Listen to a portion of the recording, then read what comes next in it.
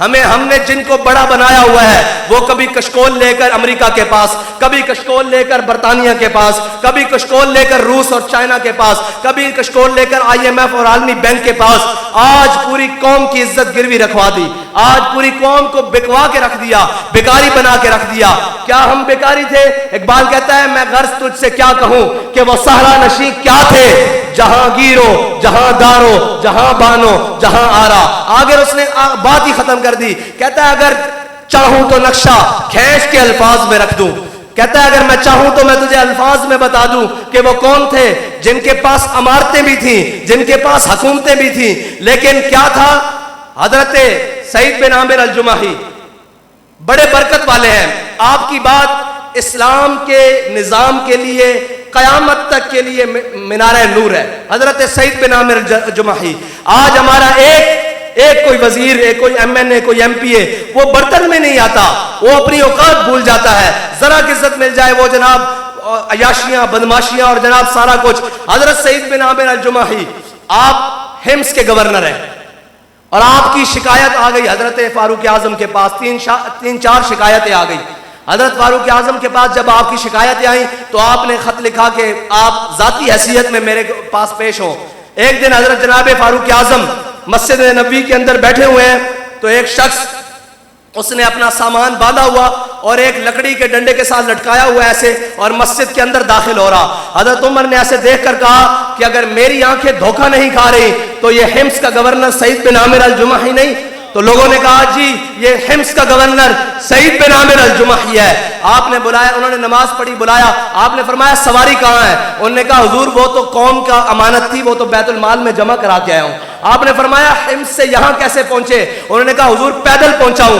آپ نے فرمایا تم نے سواری کیوں استعمال نہیں کی؟ انہوں نے کہا حضور آپ نے مجھے ذاتی حیثیت میں طلب کیا ہے، حکومتی حیثیت کا ترجمان بن کر نہیں آیا، میں ذاتی حیثیت میں آیا ہوں، اس لیے سواری بیت المال میں جمع کرا کے آیا ہوں۔ حضرت سعید بن عامر الجمحی نے بیٹھے انہوں نے کہا جی آپ کے خلاف کچھ شکایتیں ہیں۔ انہوں نے کہا جی بتائیں کیا شکایتیں ہیں؟ انہوں نے کہا جی ایک شکایت تو یہ ہے کہ آپ صبح گھر سے دیر سے نکلتے ہیں۔ انہوں نے کہا جی اچھا۔ انہوں نے کہا حضرت سعید بن عامر الجمحی کو کہا کہ آپ اس کی صفائی میں کچھ کہنا چاہتے ہیں؟ انہوں نے کہا جی بالکل کہنا چاہتا ہوں، صبح دیر سے گھر سے اس لیے نکلتا ہوں کہ میری گھر والی بیمار ہے اور گھر کا سارا کام خود کرتا ہوں، میرے پاس کوئی سرکاری نوکر چاکر اور غلام نہیں ہے، اس لیے سارے کام نپٹا کر گھر سے نکلتا ہوں۔ حضرت عمر نے فرمایا دوسری شکایت یہ ہے کہ آپ ہفتے میں ایک دن گھر سے باہر نہیں نکلتے۔ انہوں نے کہا جی اس کا جواب یہ ہے کہ میرے پاس ایک سوٹ ہے جسے میں پورا ہفتہ پہنتا ہوں، لیکن ایک دن میں اس کو دھوتا ہوں اور اس کو سوکھنے تک میں انتظار کرتا ہوں، جب وہ سوکھتا ہے تو شام ہو جاتی ہے، لہذا اس لیے میں گھر سے باہر نہیں نکلتا۔ انہوں نے کہا جی آپ کو مرگی کے دورے پڑتے ہیں؟ حضرت عمر نے کہا آپ کی شکایت آئی۔ انہوں نے کہا جی مرگی کے دورے نہیں پڑتے، مقام تنعیم پر حضرت خبیب بن عدی کو جب لٹکا کر سزا دی گئی وہ منظر میں نے اپنی آنکھوں سے دیکھا ہوا ہے، جب وہ میں حالت کفر والا منظر، حالت جہالت والا منظر یاد کرتا ہوں تو میرے اوپر یہ غشی کے دورے پڑ جاتے ہیں۔ حضرت عمر نے مسکرانے لگے، حضرت عمر مسکرانے لگے اور جا کر کہا کہ جا کر امارت سنبھالیں۔ تو حضرت سعید بن عامر الجمحی نے کہا نہیں اب میں گورنر نہیں بنوں گا، اس لیے کہ قوم کی شکایت میرے خلاف آ چکی ہے، میں گورنر نہیں قبول کروں گا۔ تو حضرت عمر رونے لگے۔ آپ نے فرمایا اگر پسنے کے لیے اکیلا عمر ہی رہ گیا ہے جاؤ جا کر گورنری سنبھالو۔ حضرت سعید بن عامر الجمحی حضرت سیدنا فاروق اعظم کے دور میں وصال کر گئے۔ آپ وصال کر گئے، ایک دن حضرت فاروق اعظم تمام صحابہ کے ساتھ، مشیران کے ساتھ مسجد نبوی میں جمع تھے، تو حضرت فاروق اعظم نے سب سے کہا کہ چلو بھائی سب اپنی اپنی تمناؤں کا اظہار کرو، اب اللہ سے دعا کرو، کیا کرو تو کیا کرو، آپ کی تمنا کیا ہے؟ حضرت فاروق اعظم رضی اللہ تعالیٰ عنہ نے جب سب سے کہا، کسی نے کہا یا اللہ مجھے اتنا مال دے میں تیری راہ میں خرچ کروں، کسی نے کہا یا اللہ مجھے اتنی صحت اور عمر دے میں تیری راہ میں عبادت کروں، کسی نے کہا یا اللہ مجھے جناب اتنا طاقت اور قوت دے کہ میں تیری راہ میں جہاد کروں۔ تو حضرت فاروق اعظم سے سارے کہنے لگے کہ آپ بھی تو کوئی دعا کریں، آپ کی دعا کیا ہے؟ میرے آقا و مولا صلی اللہ علیہ وسلم کی چاہت اور آرزو جناب عمر ہے، اور جناب عمر کی چاہت کیا ہے؟ حضرت جناب فاروق اعظم سے کہا کہ آپ بھی تو اپنی چاہت بیان کریں، آپ بھی تو کوئی دعا کریں۔ تو حضرت فاروق اعظم نے ہاتھ اٹھا کر کہا یا اللہ سعید بن عامر الجمحی جیسا ایک گورنر اور دے دے۔ یہ ہے اسلام کے وہ زرعی باپ جن کو چھوڑ کر آج امت مسلمہ در بدر ٹھوکریں کھا رہی ہے.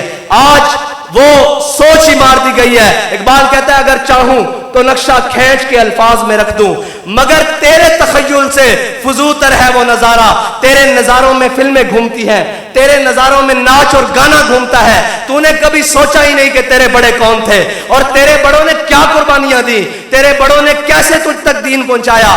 آج تجھے اے سی والا کمرہ مل گیا ہے, آج تجھے سکون والی زندگی مل گئی ہے. تو رب کو بھی بلا بیٹھا, رسول کو بھی بلا بیٹھا, نماز سے کتراتا, فجر نہیں پڑھی تو زور گئی, زور پڑھ لی تو اثر گئی, اثر پڑھی تو مغرب گئی. اس طرح بات نہیں بنے گی. اقبال کہتا ہے کبھی ہے نوجوان مسلم تدبر بھی کیا تو نے, وہ کیا گردوں تھا جس کا ہے ایک ٹوٹا ہوا تارا. وہ کیا وقت تھا جب خالد بن ولید کے ہاتھوں میں 8 تلواریں ٹوٹ رہی تھی موتا کے مقام پر, اور آج وہ کیا وقت آ گیا کہ اس قوم, جس قوم کے اندر اقبال کہتا ہے نو امید نہ ہو ان سے اے رہبر فرزانہ, کم کوش تو ہیں لیکن بے ذوق نہیں راہی.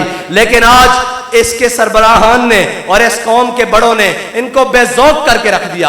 ان کو بتایا ہی نہیں کہ تمہاری منزل کیا ہے, جانا کدھر ہے. کمانے والا بھی پریشان, نقصان اٹھانے والا بھی پریشان, دکان پہ جانے والا بھی پریشان, فیکٹری میں جانے والا بھی پریشان, کارخانہ کھولنے والا بھی پریشان, گھر میں بیٹھا بھی پریشان, باہر جانے والا بھی پریشان. اتنی بے یقینی کی صورتحال کبھی پہلے تو نہ تھی, اب کیوں ہے؟ اس کی وجہ آپ اور میں خود سمجھتے ہیں کہ ہم نے اللہ اور اس کے رسول کے در سے منہ موڑا ہے. اب اللہ اور اس کے رسول کے رحمت کے دروازے کبھی اپنے نافرمانوں کے لیے نہیں آتے. اللہ کی رحمت اس وقت آتی ہے کہ فضائے بدر پیدا کر تیری نصرت کو فرشتے گردوں سے آج بھی اتر سکتے ہیں قطار اندر قطار. اگر ہم اور آپ چاہتے ہیں کہ ہمارے اوپر اللہ کی رحمت آئے, یار صحابہ 313 ہوں, گٹلیاں چوس کر پوری دنیا کے اوپر فتح پا لیں. آج ہم ایٹم بم رکھتے ہوئے بھی ہماری ٹانگیں کانپ رہی ہوں, آج ہم ساری طاقتیں رکھتے ہوئے بھی اور سارے خوراکیں اور کھانا کھا کر بھی ہم یہ کہیں جی نہیں جی دین پر کون چل سکتا ہے, دین تو بڑی مشکل چیز ہے جی, دین پر کیسے چلا جا سکتا ہے. تو جب صحابہ دین پر چل سکتے ہیں ہم کیوں نہیں چل سکتے؟ اس لیے ہمیں سب کو اپنا آپ بدلنا ہوگا. اور انشاءاللہ جس طرح علامہ اقبال نے کہا کہ ہم بھٹکے ہوئے آہو کو پھر سوئے حرم لے چل, اس شہر کے خوگر کو پھر وسعت صحرا دے, تڑپنے پھڑکنے کی توفیق دے, دل مرتضی سوز صدیق دے. اللہ تعالیٰ مجھے اور آپ کو عمل کی توفیق عطا فرمائے اور حضور سے انے واش کرنے کی توفیق عطا فرمائے. وآخر دعوانا الحمدللہ.